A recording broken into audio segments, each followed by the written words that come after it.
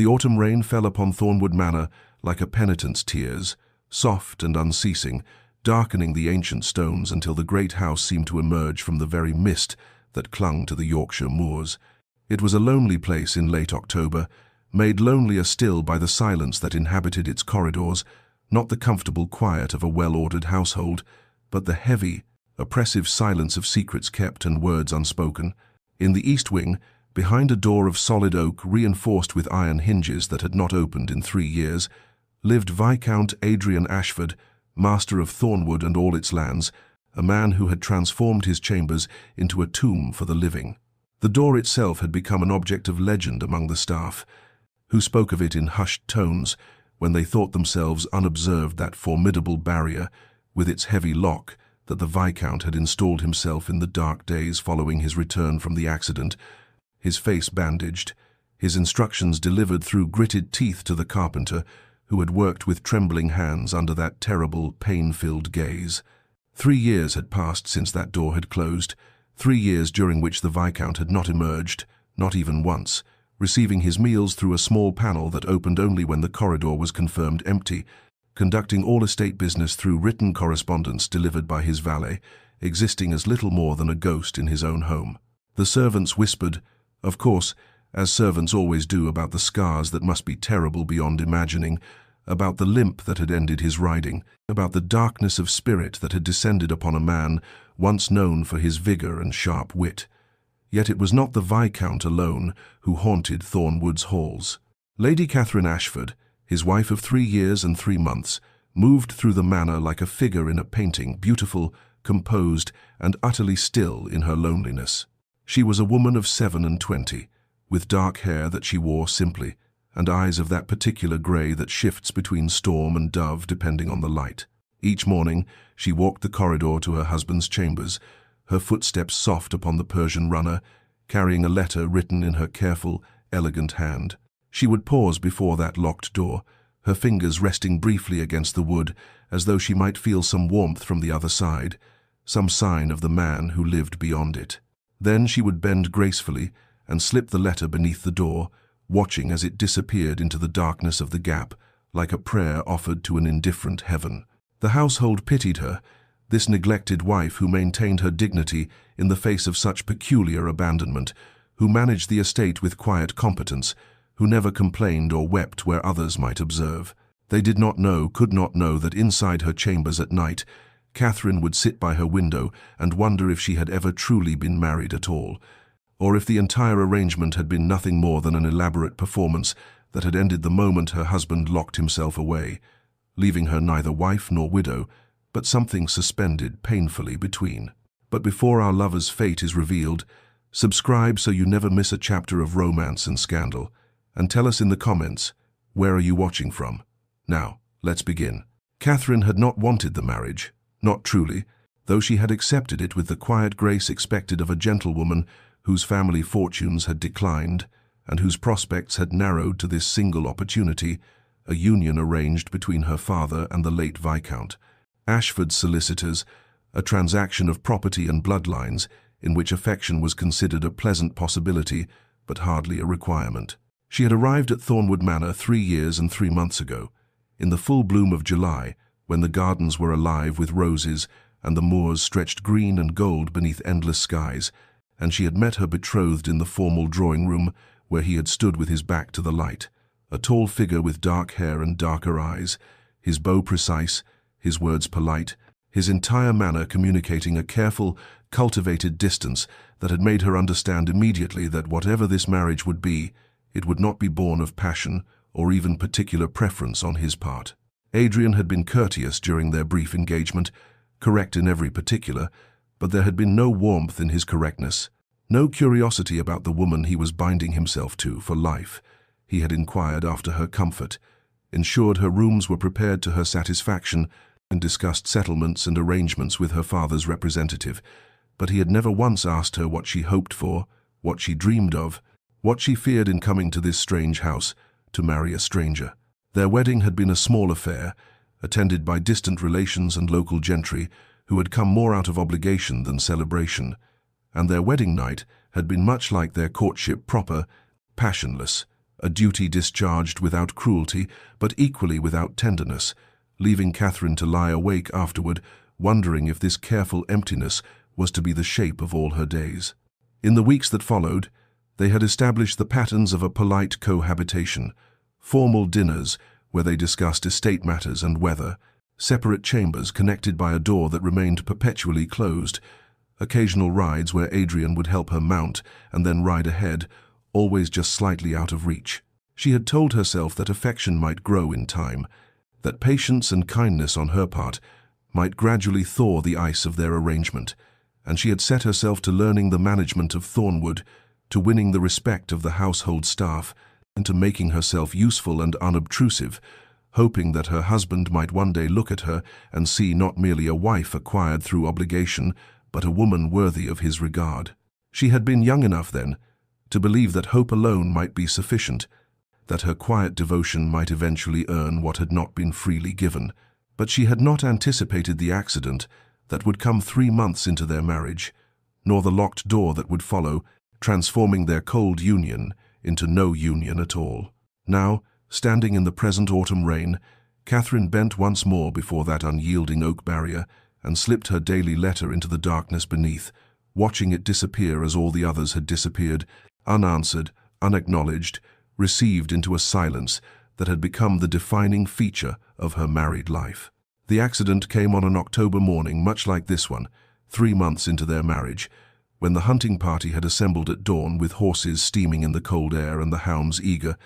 their breath clouding white as they strained at their leads. Adrian had been an accomplished rider, known throughout Yorkshire for his seat and his nerve, and Catherine had watched him depart that morning with something almost like warmth in her chest, for he had looked back at her as he mounted, a brief glance that might have held the seed of something gentler than his usual formality. The messenger had returned before noon, riding hard, his face white with what he had witnessed, and Catherine had been summoned by the housekeeper, her heart already falling even before she heard the words. An unexpected ravine concealed by underbrush. The Viscount's horse had fallen. The Viscount had been thrown against rocks. His face had struck stone. There was blood, so much blood. The doctor was already sent for, but my lady should prepare herself. They had brought him home on a cart, his face wrapped in bandages already seeping red, his left leg twisted in a way that made the footman turn away, and through the laudanum haze he had been conscious enough to refuse her entry to his chambers, his voice a ragged thing she barely recognized. No, keep her out, she must not see. Catherine had stood in the corridor while the doctor worked, had pressed her hands against the door and called his name. They had offered comfort and received only silence, punctuated by groans of agony that pierced her in ways she could not have anticipated, given the coldness of their union, for he was still her husband, still a human being suffering beyond that unyielding wood,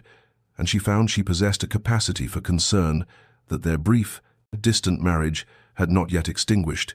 The doctor had emerged hours later with blood on his sleeves and gravity in his expression. The Viscount would live, but his face bore scars that would be permanent. His left leg had been set but would always pain him. He would walk with a limp, and his lordship had been most insistent violently, so that her ladyship was not to enter, was not to see him. The trauma had been not only physical but psychological. Perhaps in time his reason would return, but for now his wishes must be respected. She had tried, that first week, to reach him standing outside his door and speaking to the wood, writing letters that she slipped beneath, requesting through his valet that she be allowed to help with his recovery, to read to him, to simply sit in his presence, anything to bridge this sudden and absolute separation. But he had responded to none of it, and on the 8th day she had heard the carpenter working inside the chambers, the sound of tools and heavy iron, and when she had inquired, she learned that the Viscount had ordered a lock installed, a proper lock with a key that only he possessed. And that evening when she approached his door, she found it truly, finally, completely closed to her, and she had stood there in the dimming light, wondering how a marriage that had been merely cold could become, in the span of a week, no marriage at all, but a prison of separation in which she was condemned to live beside a husband she might never see again. Weeks passed in this manner, and Catherine found herself settling into a rhythm born not of contentment, but of sheer determination to survive the peculiar loneliness of being married, yet utterly alone, a state more isolating than widowhood, for at least widows received society's sympathy, while she received only pitying glances and whispered speculation about what failures of hers had driven her husband to such extremity. Each morning she rose at dawn, dressed with care though no one would see her except servants, and composed a letter at the small writing desk in her chamber's letters that began as desperate pleas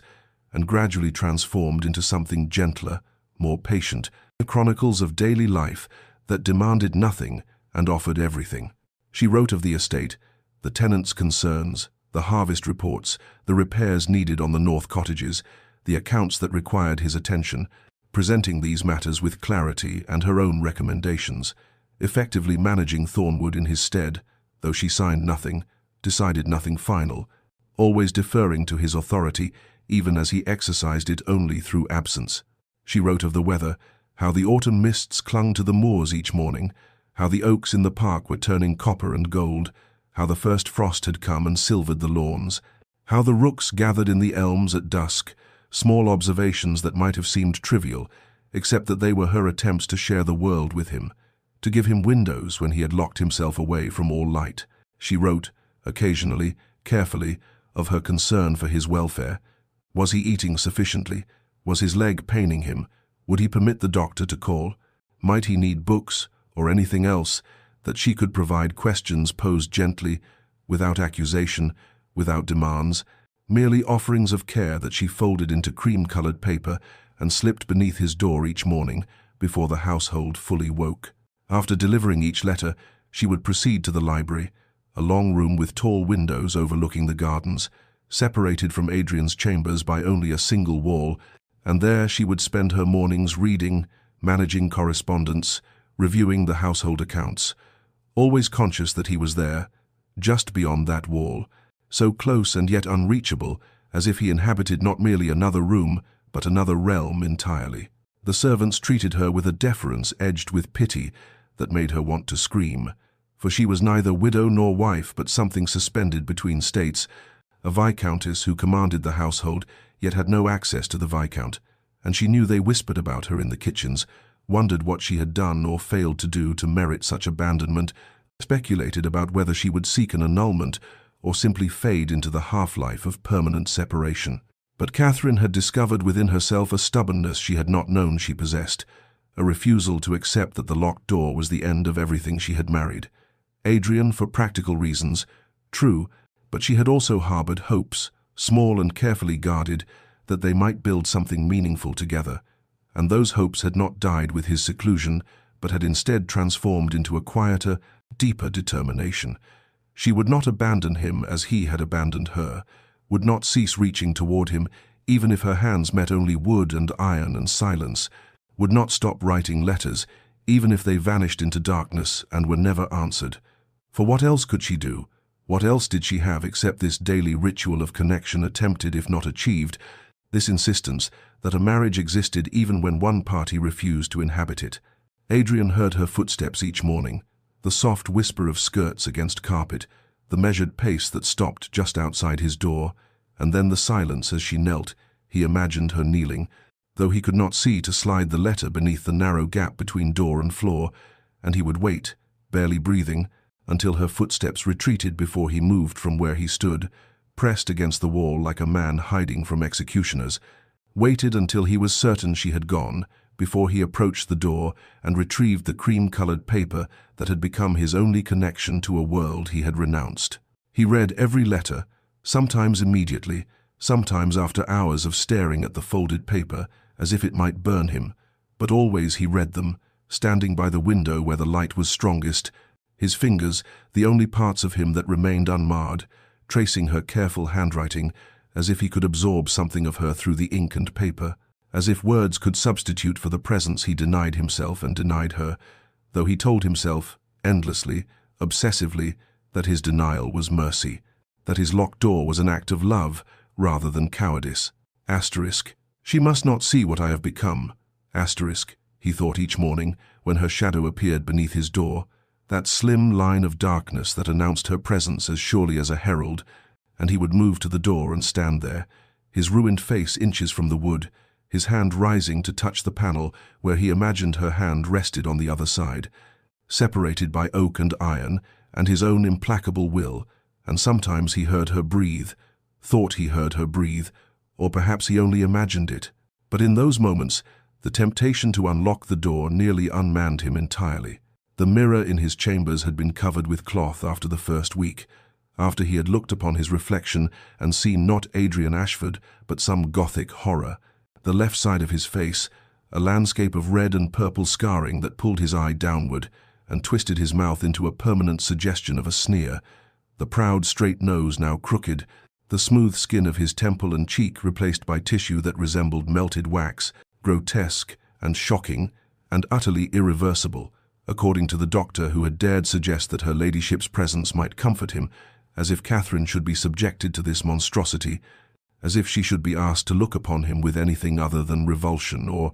worse, that terrible pitying kindness that would destroy him more thoroughly than the accident itself had done. He had released her, he told himself, by locking the door, released her from the obligation to tend a husband who had become an object of horror, freed her to live her life in whatever manner brought her peace, and if she chose to write letters he could not stop her, but neither would he encourage her by responding, though each letter made that resolution more difficult to maintain, for she wrote with such care, such attention to small beauties, such evident loneliness delicately expressed, that he found himself craving the next letter even as he dreaded it, found himself listening for her footsteps, like a prisoner listening for the guard, who brings both sustenance and reminder of captivity. Months later, winter arrived with the inevitability of judgment,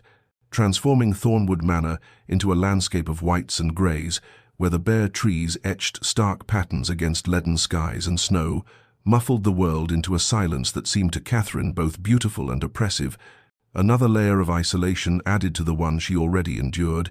Yet she continued her morning ritual with a stubbornness that had calcified into something like faith,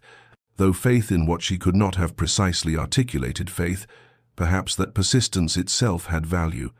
That constancy meant something even when it appeared to mean nothing at all. Her letters had evolved, grown less tentative, as if she had decided that since he would not respond, she might as well write as she truly wished. And so she wrote with increasing honesty about her days, her thoughts, the small beauties she observed in the frozen gardens, and alongside the letters she began leaving gifts. A leather-bound volume of poetry she thought he might enjoy, retrieved from the London bookseller, a bottle of the French brandy she had discovered he preferred, ordered through the wine merchant, a scarf she had knitted herself during the long evenings alone, the work of her hands offered as evidence of time spent thinking of him, though she wondered if he would recognize the gesture for what it was or dismiss it as mere wifely duty performed without feeling. Adrian found each gift where she left it, arrayed beside the daily letter like offerings at a shrine, and he was undone by them in ways her words alone had not quite achieved, for the gifts were tangible proof of thought, of effort, of a care that could not be entirely explained by obligation, and the scarf especially tormented him. He held it in his ruined hands and imagined her sitting by the fire, needles clicking in the silence, creating something for him while he hid from her like a monster from a fairy story, and the soft wool seemed to carry her scent, or perhaps he only imagined it, but he pressed it to his face and felt something crack in the frozen wasteland of his chest. He began, tentatively, to respond not to her directly, that remained unthinkable, but through the valet he sent brief instructions about estate matters, formal and impersonal but nonetheless communications, threads of connection however thin, acknowledgements that her letters about the tenants and the accounts had been received and considered. And though he kept these responses purely practical, stripped of anything personal, they represented a breach in the wall he had built, a crack that let through the thinnest ray of light. Catherine received these messages: 3 lines about approving a repair, 2 sentences about selling timber, a brief note about tenant leases, with a joy entirely disproportionate to their content, for they were responses, proof that her letters reached him, that he read them, that she was not simply speaking into a void, and she treasured these scraps of attention as a miser treasures gold, reading them multiple times, analyzing every word for shades of meaning, searching for any hint of the man behind the formal instructions, and finding just enough to sustain her hope through the deepening winter, through the shortest days and longest nights, through the peculiar loneliness of Christmas spent in a house with another person who remained as absent as if he had never existed at all. A full year had passed since the door first locked, 365 days of separation marked by the patient accumulation of letters, when Catherine arrived at Adrian's chambers one February morning and found, instead of the usual silence that greeted her offerings, a folded piece of paper on the floor just beyond the threshold, pushed from inside his rooms to the corridor where she stood, a reversal that stopped her heart mid-beat. For in all these months he had never, not once, initiated contact in this manner, and her hands trembled as she knelt to retrieve it, the cream paper identical to her own stationery, and she recognized before she even unfolded it that this was his handwriting, his hand that had formed these letters, not dictated through a servant but written by him for her. The note contained only 3 sentences, formal and brief, regarding a discrepancy in the estate ledger she had mentioned in her letter from the previous week. * Lady Ashford, the matter of the Western timber accounts has been reviewed. Please proceed with the sale as you suggested. Your management of the estate continues to be exemplary. * 3 sentences, fewer than 40 words, utterly impersonal in their content, and yet Catherine stood in the corridor clutching the paper as tears streamed down her face, for these were his words, his acknowledgement, the first thing he had written directly to her in a year, and the fact that he had addressed her, had thanked her however formally, had communicated not through the valet but through his own effort, represented a crack in the wall so significant she could barely breathe for the hope that flooded through her. She returned to her chambers and sat at her writing desk, the note smoothed before her like a precious artifact, and composed her response with shaking hands,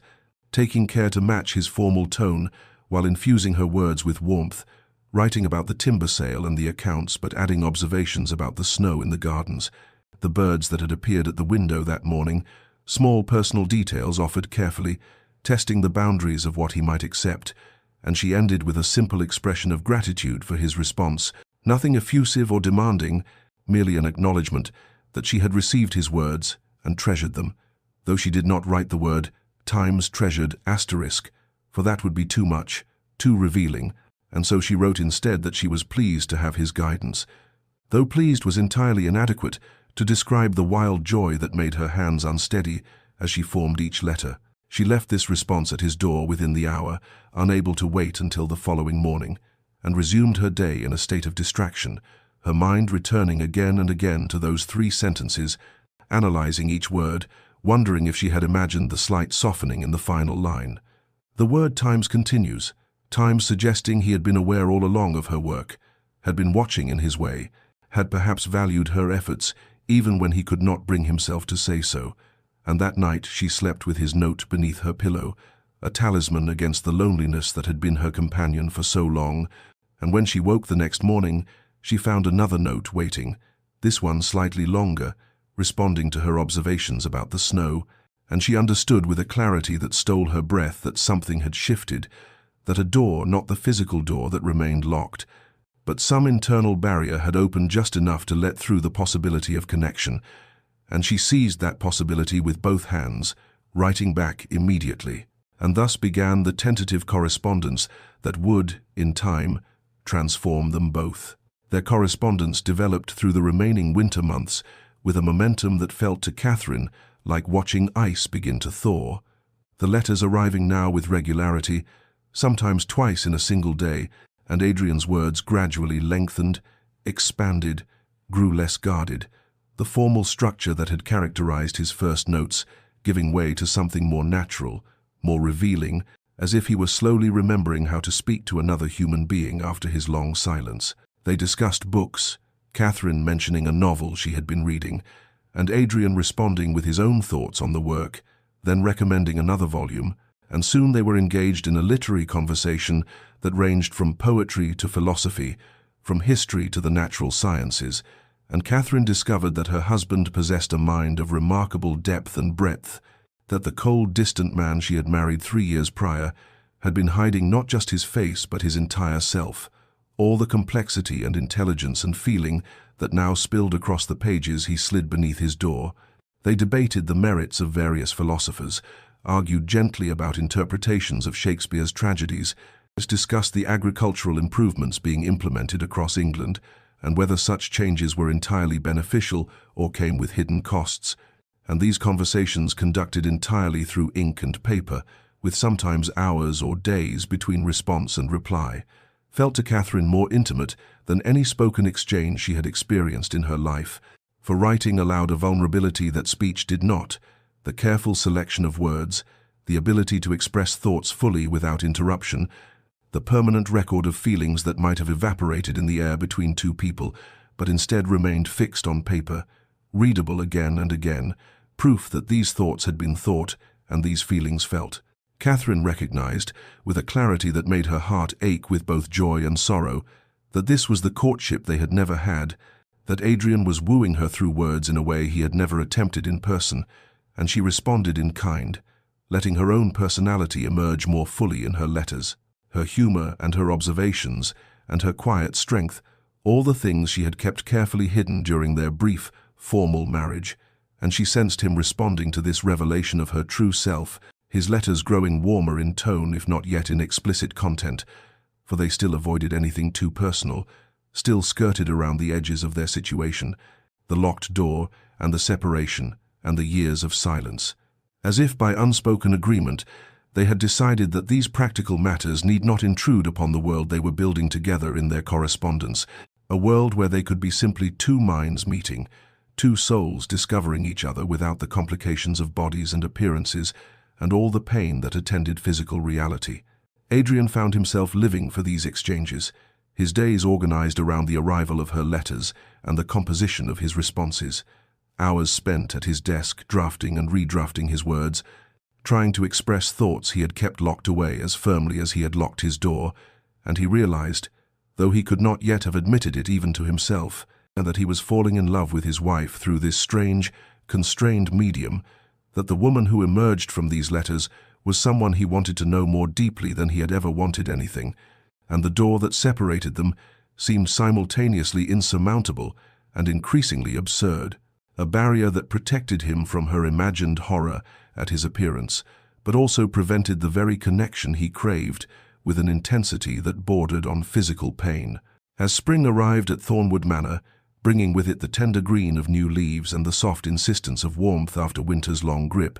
the correspondence between Adrian and Catherine shifted in a manner so gradual that neither could have identified the precise moment when their letters ceased to be merely intellectual exchanges and became instead confessions of the heart, though if pressed Catherine might have traced this evolution to the morning in late March, when Adrian's letter, instead of discussing the merits of a particular historian's interpretation of the Roman Empire, asked her a question so simple and yet so profound that she had stared at the words for a full minute before understanding their significance. Asterisk, what do you do with your afternoons, Catherine, when the estate business is concluded and the house grows quiet? Asterisk, he had used her Christian name without the formal lady that had preceded it in all previous correspondence, and he had asked not about her duties or her opinions on some abstract matter, but about her actual life, the hours of her days, the texture of her existence, and she had responded with care, describing her walks in the garden, her reading, the watercolors she had taken up again after years of neglect, and then, because his question had opened a door she had not dared approach before, she wrote about her loneliness, not with accusation or self-pity, but with simple honesty. Asterisk, the afternoons are long, Adrian, and I confess there are moments when the silence of this great house feels less like peace and more like absence, when I wonder what it might be like to share these hours with someone who might wish to know how I spend them. Asterisk. She had hesitated before including this last line, her pen hovering above the paper,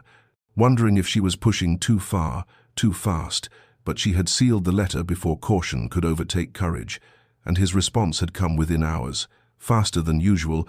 and his words had made her heart stammer in her chest. Asterisk, I wish to know everything about your hours, Catherine. I have wondered about your afternoons, your mornings, your evenings, every moment that passes, while I sit behind this damned door like a coward, too afraid to claim the life that waits beyond it. Asterisk. It was the first time he had acknowledged the door, the separation, the abnormality of their situation, and it was the first time he had revealed frustration with his own choices, anger at himself rather than at fate or circumstance, and Catherine understood that something fundamental had shifted, that the careful dance they had been performing through their letters had moved into new territory, dangerous and thrilling and terrifying in its intimacy, and from that day forward their correspondence became a kind of courtship conducted with increasing boldness. Adrian writing about his own fears, not in abstract philosophical terms, but in direct, personal language, telling her that he dreamed of her voice, that he remembered the way she had smiled at something amusing during dinner in those brief months before the accident, that he feared his scars would repel her, but feared more that his isolation had already destroyed whatever chance they might have had for happiness, and Catherine responding with her own truth, that she had fallen in love with the man who wrote these letters,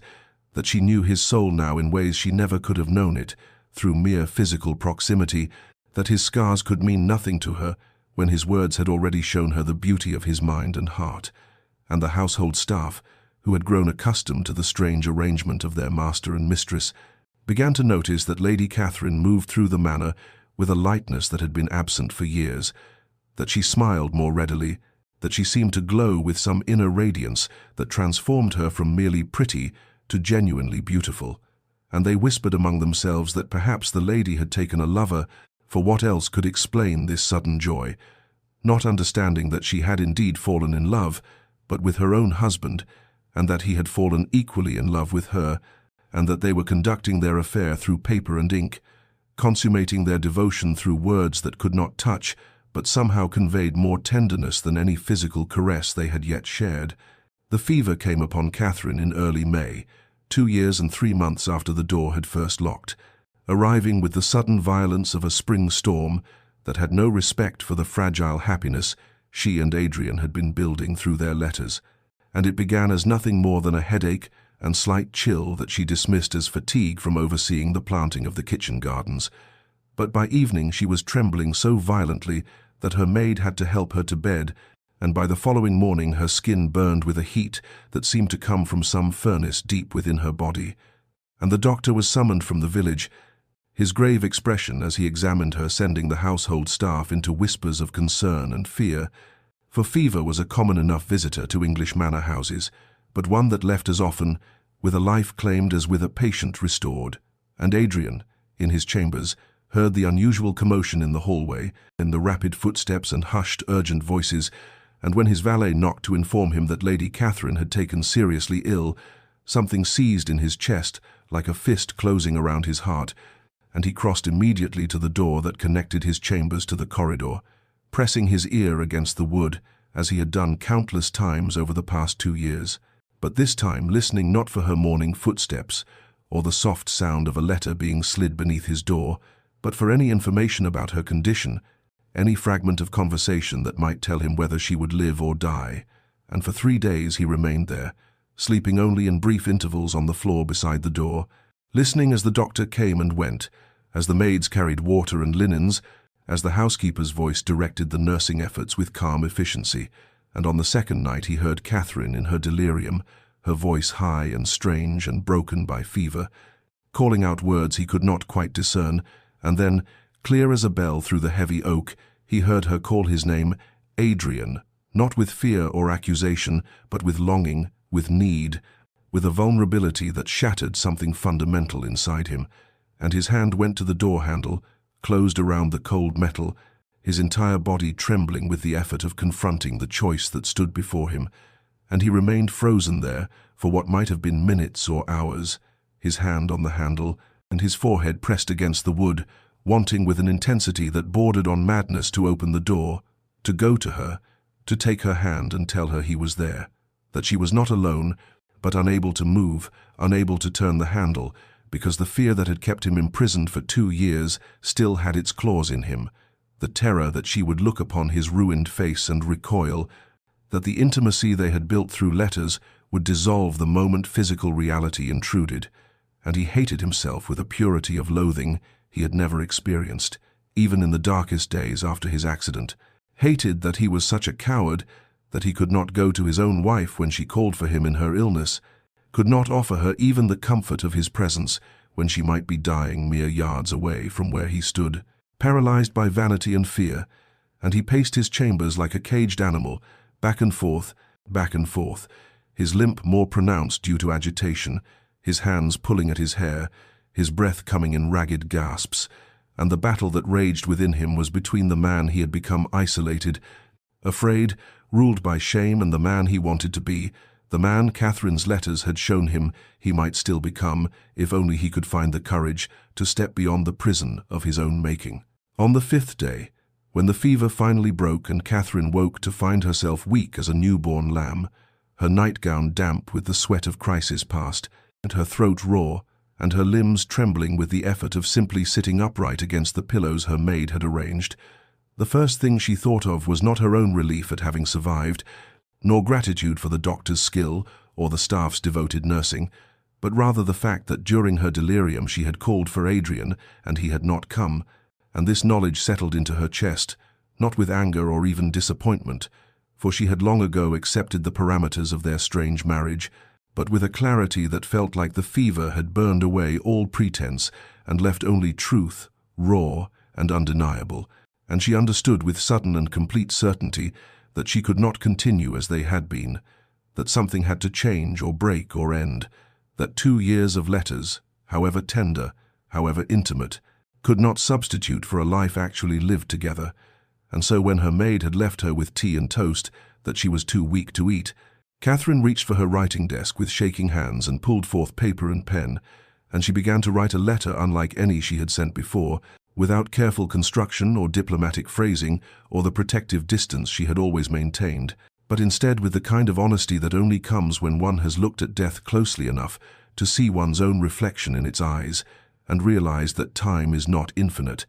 that patience can become complicity in one's own unhappiness, that love, unspoken and unlived, is a kind of slow death all its own. Adrian *, she wrote, her hand barely steady enough to form the letters. I have just woken from a fever that might have killed me, and the first thing I understood upon waking was that I have been dying by degrees for 2 years, not from illness, but from loneliness, from living in the same house with a man I love but never seeing, never touching, never sharing more than words on paper, and I must tell you now, while I am still weak enough to be brave, that I can no longer bear it, not because I do not treasure our correspondence, I treasure it more than I can express, but because I have fallen in love with you through your letters, Adrian, wholly and completely in love with your mind and your heart and your soul, and I know you fear your scars will repel me, that the injuries you suffered have made you somehow monstrous or unworthy of love, but I must tell you that I do not care about your scars. I cannot care about them when I have read your thoughts and your fears and your dreams and found them so beautiful that my heart aches with the wanting of you, and I heard you at the door during my fever, Adrian. I was not so far gone that I did not know you were there, your hand on the handle, and I understood that you wanted to come to me but could not, and I forgive you for that. I forgive you for everything, but I cannot continue to live this half-life, loving you through paper and ink while we waste the years we might have together, and so I am asking you not to open the door, for I will not demand what you cannot freely give, but I am telling you the complete truth of my heart, so that you will know, whatever you choose, that you are loved, scars and all, that you have always been loved, and that if you can find the courage to step beyond that door, I will be here, waiting, for whatever time we have left in this world. She sealed the letter before courage could fail her, before weakness could make her soften the words or add qualifications that would blunt their edge, and she asked her maid to place it at his door as usual, and then she lay back against the pillows, exhausted and trembling and more terrified than she had been even in the depths of fever, because she had finally told the truth, complete and unvarnished, and now there was nothing to do but wait and see if truth was enough to break down the walls that fear had built. Adrian found the letter just after dawn, slipped beneath his door as all her letters had been, but when he unfolded the paper and began to read, his hands started trembling before he had finished the first sentence,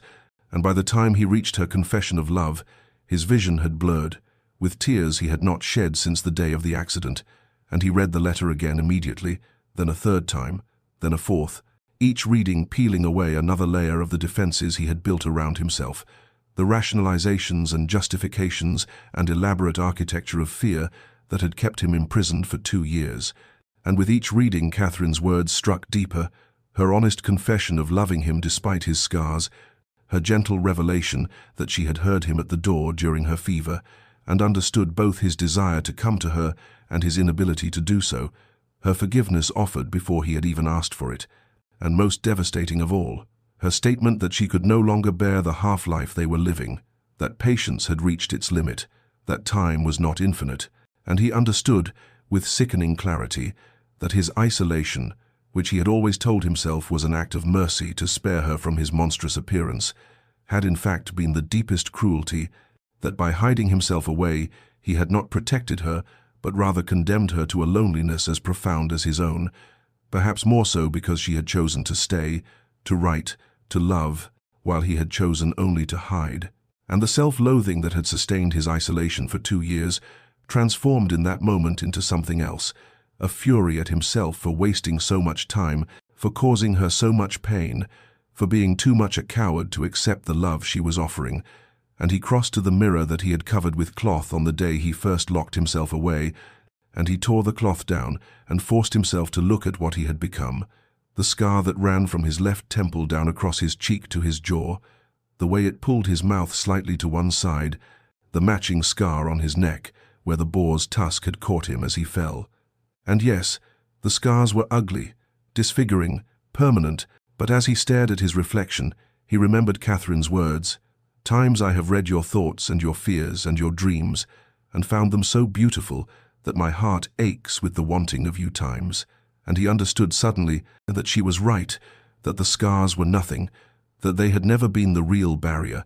that the true prison had always been his own mind, his own fear,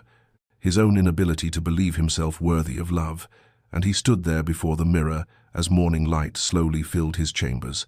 the letter clutched in his hand, and the battle that raged within him was fierce and terrible. Self-hatred, warring against the desperate hope that her words had kindled, fear fighting against love, and the desire to remain hidden struggling against the realization that if he did not act now, if he did not find the courage Catherine had shown in writing her letter, he would lose her not to death but to something worse, to resignation, to a lifetime of existing in proximity but never truly together. And as dawn broke fully over Thornwood Manor, something crystallized in Adrian's chest, a decision made not with certainty or confidence, but with the desperate clarity of a man who has finally seen the edge of the abyss and chosen to step back. And he knew what he had to do, knew that words would no longer suffice, that after 2 years of letters, the time had come for action, for the physical destruction of the barrier he had built, and his hands stopped trembling as purpose replaced paralysis, and he turned from the mirror toward the door that had been locked for so long, knowing that within the hour it would cease to exist. Catherine woke with the first light of morning, still weak from her illness, her body feeling as though it were made of gossamer and air, and she lay against the pillows watching dawn paint the walls of her chamber in shades of rose and gold, her mind turning over the letter she had sent the previous day, wondering if she had been too honest, too vulnerable, if she had frightened him away entirely, or if perhaps her words had reached something in him that all her careful patience had not, and she was contemplating whether she had the strength to rise and dress when a sound shattered the morning quiet, a tremendous crash that seemed to shake the very foundations of Thornwood Manor, followed by another and another, the sound of wood splintering and breaking, and Catherine sat upright despite her weakness, her heart suddenly racing, and she heard voices in the corridor, servants crying out in alarm, footsteps running, and then another crash, louder than before, and she knew, with sudden absolute certainty, what was happening, knew it in her bones and blood before her mind could fully comprehend it, and she pressed her hand to her mouth as tears sprang to her eyes, because Adrian was breaking down his door, was destroying the barrier he had built 3 years ago, was tearing apart the symbol of his isolation with what sounded like savage determination, and the crashes continued, rhythmic and violent, and the sound of an axe biting into wood, and Catherine could hear his voice now through the chaos, a wordless cry of effort and anguish, and something that might have been rage or might have been release, and the household was in uproar. She could hear Mrs. Davies shouting for someone to fetch help, other servants asking what was happening, whether the master had gone mad. But Catherine understood that this was not madness but rather its opposite. This was sanity returning after 3 years of self-imposed exile. This was a man fighting his way out of his own prison. And then there was one final tremendous crash, different from the others, the sound of something large and heavy falling, and silence followed, sudden and complete, as though the entire manor were holding its breath, and Catherine found herself on her feet, though she did not remember rising, her hand gripping the bedpost for support, her whole body trembling with weakness and emotion, and she heard footsteps in the corridor outside Adrian's chambers, slow and uneven, the familiar rhythm of his limp, and she realized he was walking through the ruined doorway, was stepping out into the corridor for the first time in 3 years, and her tears were falling freely now, and she moved toward her own door on legs that barely supported her, needing to see him, needing to witness this moment of transformation. And when she opened her door and looked down the corridor toward his chambers, she saw him standing in the hallway, surrounded by servants who had frozen in shock, saw the destroyed door lying in splinters behind him, saw him trembling and breathing hard from exertion, the axe still in his hand, his scarred face visible to all of them, and their eyes met across the distance, and in his gaze Catherine saw fear and love and desperate hope, and the terrible vulnerability of a man who has finally destroyed his own prison and now stands exposed before the world. And she took one step toward him, then another, and nothing else mattered but crossing the space between them. Adrian let the axe fall from his hand, and it clattered against the floor with a sound that seemed to echo through the sudden silence. And he stood there in the corridor surrounded by shocked servants, his chest heaving, his scarred face fully visible in the morning light, for the first time in 3 years. And when he saw Catherine emerge from her chambers, pale and trembling from illness, but moving toward him with tears streaming down her face, every remaining fragment of his courage coalesced into purpose, and he began to walk, each step a deliberate act of will, his limp more pronounced than usual from exertion and 3 years of disuse, and the servants parted before him like water, their faces showing shock and pity and curiosity. But he looked only at Catherine, at the woman who had waited with such impossible patience, who had loved him through paper and ink when he would not allow her to love him in flesh and breath. And as he drew closer, he could see every detail of her face, the pallor left by her illness, the tracks of tears on her cheeks, the way her hands trembled as she reached toward him. And when he finally stood before her, they were both crying, both trembling, both afraid and hopeful in equal measure, and for a long moment they simply looked at each other, truly looked, without barriers of wood or pride or fear between them, and Catherine's gaze moved across his face, taking in the scars he had hidden for so long, the twisted tissue that ran from temple to jaw, the way his mouth pulled slightly to one side, the marks of violence and survival that he had convinced himself made him monstrous, and he waited for her to flinch, to look away, to show some sign of the revulsion he had always imagined, but instead, her expression filled with such tender recognition, such pure love, that his breath caught in his throat, and she lifted her hand slowly, giving him time to retreat if he wished. But he did not retreat, could not retreat, had spent 3 years retreating, and would retreat no more. And when her fingers touched his scarred cheek with infinite gentleness, when her palm curved to cup his face, and her thumb traced the line of the scar as though it was something precious, rather than shameful, something broke open in Adrian's chest, some final defense crumbling into dust, and he turned his face into her touch, like a man starved for contact, which he was. And Catherine made a small sound that was half sob and half laugh, and she whispered his name, just his name, and it was the first time he had heard her voice directed at him rather than through a door in 3 years. And the sound of it undid him completely, and he reached for her with shaking hands, touching her face as she touched his fingers tracing the line of her jaw, the curve of her cheek, learning through touch what he had denied himself through sight, and they stood there in the corridor with servants watching and morning light streaming through the windows, 2 people who had been married for 3 years finally meeting for the first time. And Catherine smiled through her tears and said, "You broke down your door," and Adrian's voice, rough from disuse and emotion, replied, "I should have done it 3 years ago." Adrian found himself unable to speak further, his throat closed with emotion, and Catherine seemed to understand because she took his hand and led him back down the corridor toward her chambers, away from the curious eyes of servants, and when they were alone behind her closed door, the world seemed to narrow to just the two of them. Into this room, filled with morning light and the 3 years of longing that hung between them, like something almost tangible, and Adrian's voice when he finally found it was rough and broken as he said, "Catherine, I have been such a fool, such a coward. I locked myself away and told myself it was for your sake, that I was sparing you the sight of what I had become. But all I did was hurt you. All I did was waste 3 years we could have spent together, and I am so profoundly sorry. I do not know how to express the depth of my regret." And tears were streaming down his scarred face, and Catherine reached up to wipe them away with gentle fingers, and she said,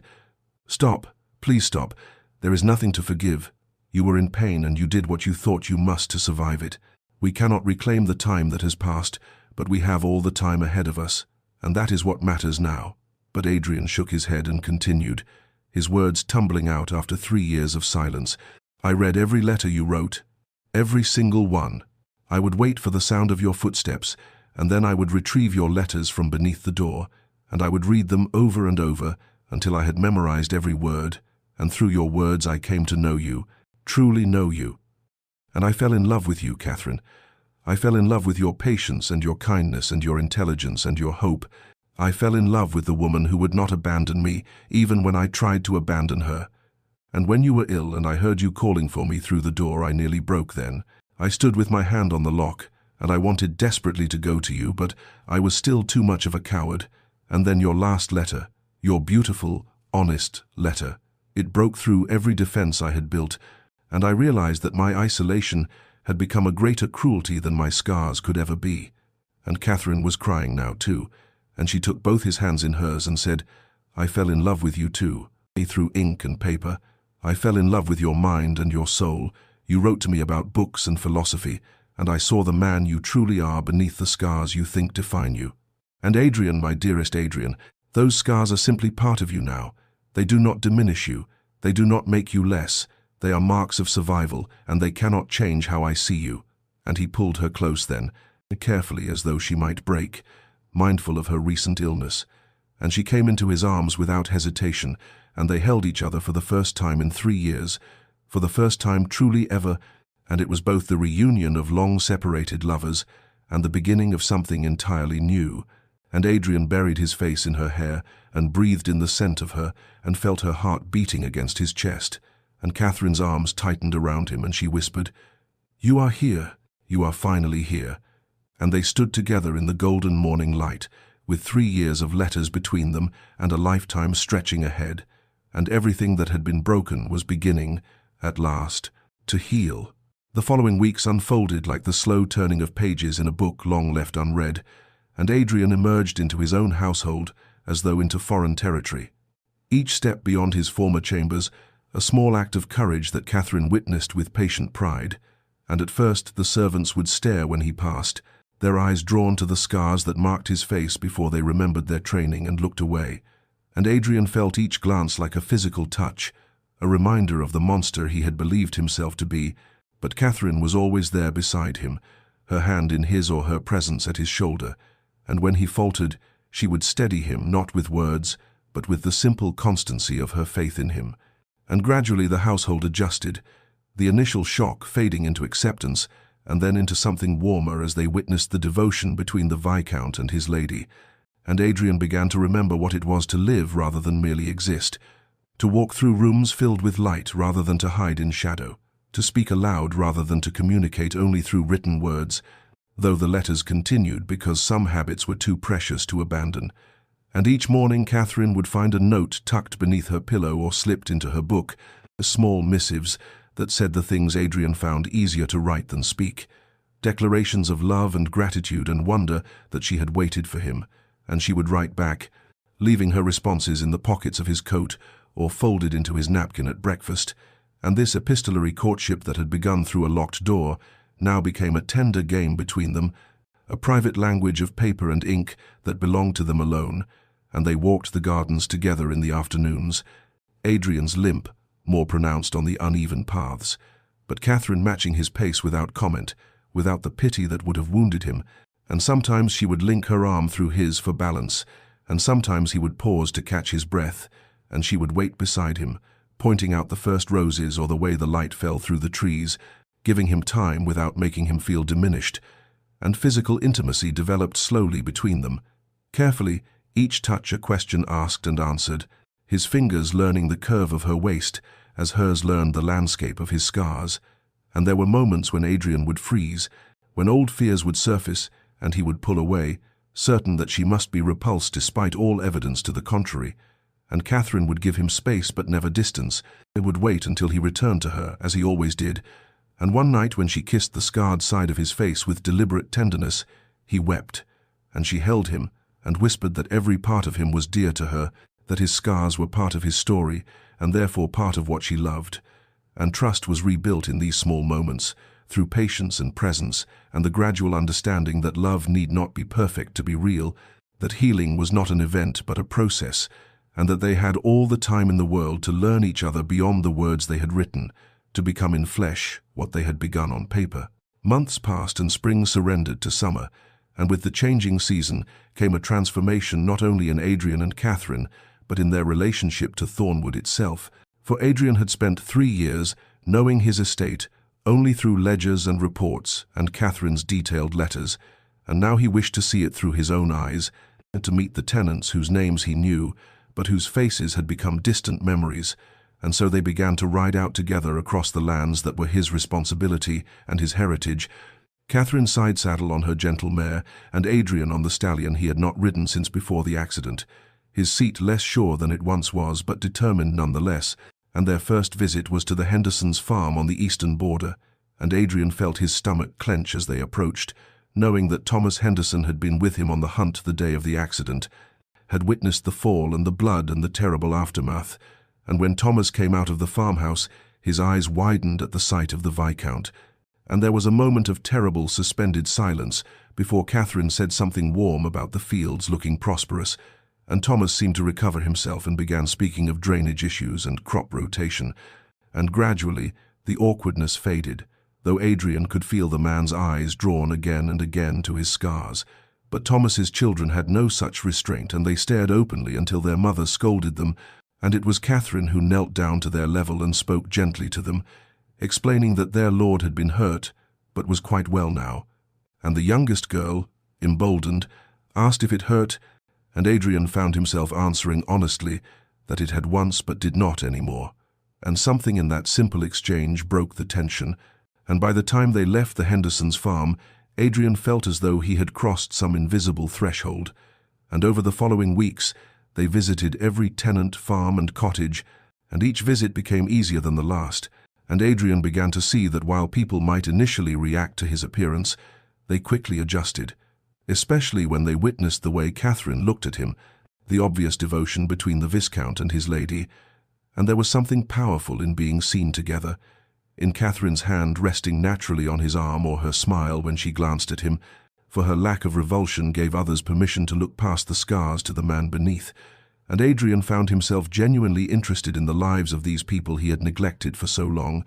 discussing improvements to cottages, listening to concerns about flood walls and market prices, and Catherine would add her own observations, for she had been managing much of the estate in his absence, and knew these families well. And watching her move among the tenants with such natural grace and genuine care, Adrian felt a surge of pride and love so intense it nearly overwhelmed him. And one evening, as they rode back through fields golden with late summer sun, he turned to her and said, "I built my own prison, did I not? All this time I believed the world would reject me, but it was I who rejected the world." And Catherine reached across the space between their horses to take his hand and replied, "But you are here now, and that is what matters. You have come back to the living, to me, to all of this." And they began to speak of the future, of improvements they might make, not only to the estate but to their lives, of the children they might have to inherit these fields and forests, of growing old together in a house that had once felt like a mausoleum but was beginning to feel like a home. And Adrian realized that the true prison had never been his chambers, but his own fear, and Catherine had given him not only her love, but the courage to unlock the door. Adrian stood before the splintered remains of his chamber door in the days following its destruction, and something stirred within him, a recognition that the physical barrier he had shattered was only the most visible symbol of walls that needed dismantling, and so he summoned the estate's master carpenter and made a request that caused the man's eyebrows to rise in surprise. He wished the door rebuilt, but this time with panels of glass set into the frame, clear glass that would allow light to pass through and forms to be visible on either side. No more solid oak barriers that transformed rooms into prisons. And the carpenter nodded slowly, understanding perhaps more than Adrian had spoken aloud, and within a fortnight the work began, and Adrian and Catherine watched as craftsmen installed a door that was both boundary and window, privacy without isolation, a threshold that invited crossing rather than forbade it, and Catherine stood beside him as the final pane was set in place and said quietly, "No more locked doors between us." Then, and he took her hand and agreed, never again. And the rebuilding did not stop there, for they began to redesign the chambers themselves, knocking through the wall that separated Adrian's apartments from Catherine's, so that the space flowed from one room to the next, creating a shared sanctuary where before there had been division, and Catherine chose fabrics in warm colors to replace the dark hangings that had made Adrian's chambers feel like a tomb, and together they selected furniture that spoke of comfort rather than austerity, of a life lived rather than endured. And as the physical space transformed, so too did the emotional landscape between them, for they spoke now of things long left unsaid, of the time wasted in fear and isolation, of regrets that could not be changed but could be learned from, and they spoke too of hope, of the future stretching before them full of possibility. And one evening, as they sat together in the newly opened space, Catherine's head resting against Adrian's shoulder, she said softly that she wished to fill Thornwood with more than just the two of them, that she wanted the house to ring with children's laughter and to be a home in truth rather than simply an estate. And Adrian felt something catch in his throat at the image she painted, at the life she was offering him, a life he had believed himself unworthy of, but which she insisted he deserved. And he kissed her temple and whispered, "Yes, yes," to all of it, to every dream she held. And as autumn arrived and the leaves turned gold and crimson, Catherine came to him with news that made his heart stutter, and saw she was with child. Their child, a new life born of the love they had cultivated through letters and patience and the courage to break down doors. And Adrian's joy was so profound it frightened him in its intensity, this happiness that seemed too vast to contain, too precious to trust. But Catherine laughed at his wonder, and took his hand and placed it on her belly, where no change was yet visible, and said, "You see, we are not endings but beginnings, you and I." And he understood then that this was what healing looked like, not the erasure of scars but the building of new stories over old wounds, not forgetting what had been lost, but choosing to embrace what could still be found. And the house itself seemed to breathe differently around them, lighter somehow, as though Thornwood too was being rebuilt from the inside out. 3 years had passed since the morning. Adrian shattered his chamber door with an axe. 3 years measured not in isolation but in togetherness, the same span of time that had once been marked by locked doors and unanswered letters, now filled instead with laughter and light, and the particular chaos that small children bring to even the grandest of houses. And on an autumn morning very like the one when this story began, Adrian stood in the entrance hall of Thornwood Manor watching his daughter, nearly 2 years old now, dark-haired and fearless, toddle across the marble floor with determined steps, while his son, barely 6 months, dozed in Catherine's arms. And the transformation of the house was complete, for where once there had been whispers and pitying glances from servants, there was now the comfortable bustle of a household fully alive, maids who smiled as they worked, and footmen who no longer averted their eyes from their master's scarred face. And Catherine descended the stairs with the particular grace of a woman who had grown into her role as mistress of this estate, no longer the uncertain bride who had written tentative letters to a husband who would not see her, but a woman confident in her place and in her love. And she caught Adrian's eye, and smiled in that way that still made his heart stutter even after all this time. And he crossed to her and kissed her temple, and took their son from her arms, so that she might have a free hand to catch their daughter before she attempted to climb the hall table. And they walked together through corridors that had once echoed with loneliness, but now rang with life, past the library where the original splintered door from Adrian's chambers was mounted on the wall behind glass and preserved as Catherine had insisted it should be, a reminder of the day everything changed, and sometimes Adrian would stand before it and marvel at how close he had come to losing everything through his own fear. How the prison he had built might have remained forever sealed had Catherine not possessed the courage to write truth when politeness might have been easier, and they walked now to the breakfast room where cook had prepared a family meal, something that would have been unthinkable in the old days when the Viscount took his meals alone and his wife dined in solitary formality, and as they settled around the table, their daughter in her high chair and their son cradled nearby, Adrian reached across and took Catherine's hand, a gesture he made often, needing still to reassure himself that she was real, that this life was real, that he had not dreamed his way out of that dark chamber. And later, when the children were with their nurse and the house settled into afternoon quiet, Adrian retired to his study and took out paper and ink, for he still wrote to Catherine, left letters on her pillow or tucked into books she was reading, small notes that said the things he feared he might forget to speak aloud,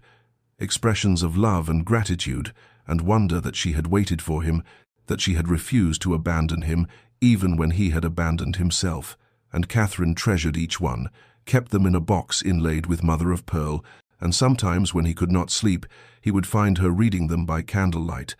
her fingers tracing words he had written, and she would look up and smile, and he would know that the door between them, once so brutally destroyed, would never exist again. Evening settled over Thornwood Manor with the gentleness of a benediction. The sky streaked with amber and rose as the family gathered once more around the dining table, and Adrian watched Catherine cut their daughter's food into small pieces, while their son gurgled contentedly in the cradle beside her chair, and he felt that peculiar tightness in his chest that he had come to recognize as overwhelming gratitude, the kind that made one believe in providence or fate or whatever force had guided Catherine's hand when she wrote that final letter, the one that had broken through his defenses and given him the courage to take an axe to his own prison. And as the meal concluded, and the children were taken up to the nursery, and Catherine returned to sit beside him in the drawing-room, her hand finding his with the ease of long habit, Adrian knew that this was happiness, not the absence of scars or difficulty, but the presence of someone who chose to stay through both. And the story of their love was perhaps an unusual one, built as it was on locked doors and desperate letters and 3 years of isolation that might have destroyed them, but instead became the foundation of something unshakable. And perhaps, dear listener, that is what I wish you to understand from their tale, that the walls we build around ourselves, whether from fear or shame, or the belief that we are protecting others from our own perceived monstrousness, become prisons far more terrible than any external judgment could ever be. That isolation, no matter how we justify it, no matter how much we convince ourselves it is noble or necessary, is ultimately a form of self-destruction that wounds not only ourselves, but those who love us. And Catherine and Adrian's story reminds us that courage is not the absence of fear, but the willingness to break down the barriers we have constructed, even when our hands tremble on the axe, even when we are certain that what lies on the other side of the door will be rejection or horror, and sometimes, often even, what we find instead is grace, is love that sees beyond the surface to the soul beneath. And their story teaches too about patience, about the kind of love that continues to write letters to a locked door, that refuses to abandon even when abandonment would be easier, that waits not passively but with active hope, with daily renewed commitment, with the understanding that some transformations cannot be rushed, but must unfold in their own time. And if you find yourself behind a locked door of your own making, whether literal or metaphorical, whether built from trauma or shame or fear, or simply the weight of years of accumulated pain, know that it is never too late to reach for the axe, never too late to shatter the barrier and step through into the light. And if you are the one writing letters to someone else's locked door, know that your patience is not weakness but strength, that your refusal to abandon is a form of love that can change everything. And perhaps we are all in our own ways, both Adrian and Catherine, both the one hiding and the one hoping, both the one who must find courage to emerge and the one who must find courage to keep faith. And the letters we write, whether to others or to ourselves, whether on paper or in the silent language of persistent presence, matter more than we know, carry more weight than we imagine. And sometimes a single letter, a single moment of raw honesty can be the thing that finally breaks through. And so I wish you the courage to destroy your own doors, the patience to wait for others to destroy theirs, the wisdom to know which role you are called to play in each moment. And may you find, as Adrian and Catherine did, that on the other side of fear and isolation lies not the rejection you dreaded, but the connection you needed all along. And may you rest well tonight, dear listener, knowing that no door is so firmly locked that love cannot find a way through. And if you found meaning in this story, I invite you to subscribe to this channel, to share this tale with someone who might need to hear it, and to remember always that the most profound transformations often begin with the smallest acts of courage: a letter slipped under a door, a hand that refuses to stop knocking, a heart that dares to hope when hope seems foolish. For in the end, we are all stories of doors locked and doors opened, of isolation chosen and connection reclaimed, and the tale we tell with our lives is written not in the barriers we build, but in the moments we find the strength to tear them down.